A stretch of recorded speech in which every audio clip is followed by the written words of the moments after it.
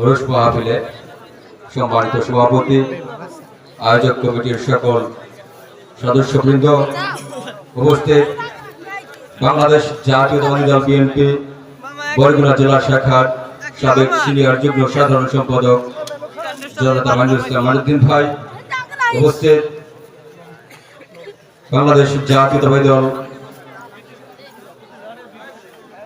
2 নং ইউনিয়ন শাখার সম্মানিত সভাপতি অ্যাডভোকেট রুহুল আমিন ভাই, 4 নং বরিশাল ইউনিয়ন শাখার সম্মানিত সভাপতি মাইনুদ্দিন ইনামুল হক ভাই, উপস্থিত আছেন বাংলাদেশ জাতীয়তাবাদী ছাত্র দল বরগুনা জেলা শাখার সাবেক ভারপ্রাপ্ত সভাপতি সানাউল্লাহ সানি, 6 নং বরিশাল ইউনিয়নের আমাদের জাতীয়তাবাদী পরিবারের মুরব্বী আব্দুল সোহান ভাই, জাতীয়তাবাদী ছাত্র দল 4 নং বরিশাল ইউনিয়ন শাখার সংগ্রামী সভাপতি আব্দুল রহিম, সাধারণ সম্পাদক মোহাম্মদ শফিকুল ইসলাম, 6 নং বরিশাল ইউনিয়ন বিএনপির ক্রীড়া ও সাংস্কৃতিক বিষয়ক সম্পাদক মনিরুজ্জামান মনির সহ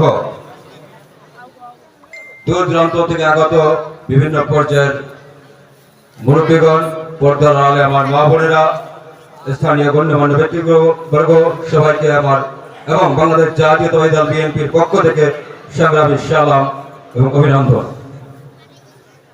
প্রিয় উপস্থিতি,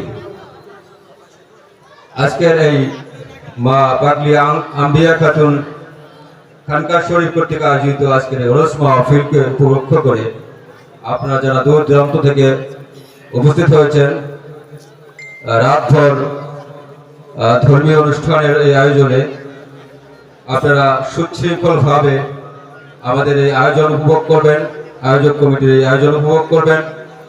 সেই সাথে আমি আমাদের নেতা ভারপ্রাপ্ত চেয়ারম্যান, বাংলাদেশ জাতীয়তাবাদী দলের ভারপ্রাপ্ত চেয়ারম্যান তারেক রহমানের একটি বার্তা আমি আপনাদেরকে দিতে চাই। সেটি হচ্ছে, দেশে একটি পরিবর্তিত পরিস্থিতি তৈরি হয়েছে। দীর্ঘ 17 বছর আমাদের উপর চেপে বসা ফ্যাসিস্ট স্বৈরাচার হাসিনা 5ই আগস্ট পালিয়ে যাওয়ার পরে দেশের যে বর্তমান পরিস্থিতি, সেই পরিস্থিতিতে আমাদের নেতা তারেক রহমান সবাইকে একটি বার্তা পৌঁছে দিতে বলেছেন। সেটি হচ্ছে শান্তি সম্প্রীতি, শান্তি সম্প্রীতি। কোথাও কোনো অরাজক পরিস্থিতি সৃষ্টি করা যাবে না। বিশেষ করে এখানে যারা বিএনপির নেতাকর্মী উপস্থিত আছেন, আমি তাদেরকে উদ্দেশ্য করে একটি কথা বলতে চাই, যেটি না বললেই নয়। সেটি হচ্ছে, দল এবং আমাদের বিএনপি পরিবারের ভাবমূর্তি নষ্ট হয় এমন কোনো কার্যক্রমে অংশগ্রহণ কিংবা এমন কোনো কাজের সাথে জড়িত হওয়ার ব্যাপারে দলের চেয়ারম্যানের কঠোর নির্দেশনা রয়েছে।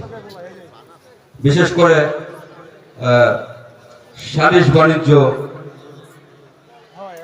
যদিও বিএনপি পরিবারের বিএনপির আদর্শে জড়িত কেউ এ ধরনের কার্যক্রমের সাথে জড়িত হতে পারে না বলে আমি বিশ্বাস করি।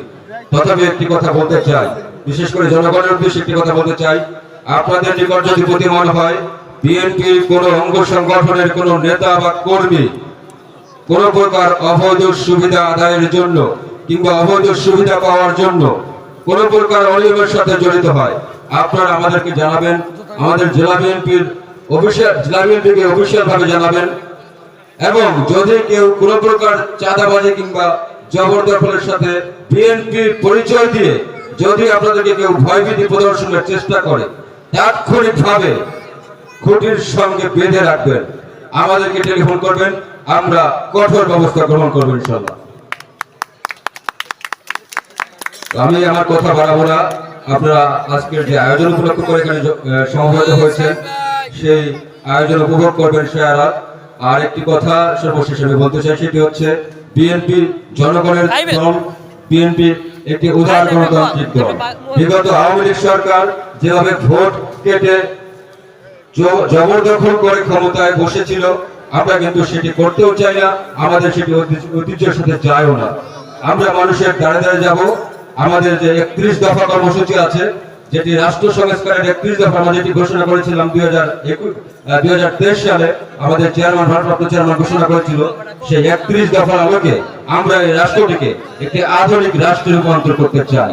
সেই লক্ষ্যে আমরা কাজ করে যাব জনগণের কাছে, এই অঞ্চলের মানুষের কাছে। আমরা আগামী সংসদ নির্বাচনকে উপলক্ষ করে ধানের শীষে ভোট চেয়ে আমি আমার সংক্ষিপ্ত বক্তব্য শেষ করছি। আল্লাহ হাফেজ। বাংলাদেশ জিন্দাবাদ। জাতীয়তাবাদী দল বিএনপি জিন্দাবাদ জিন্দাবাদ। আসসালামু আলাইকুম।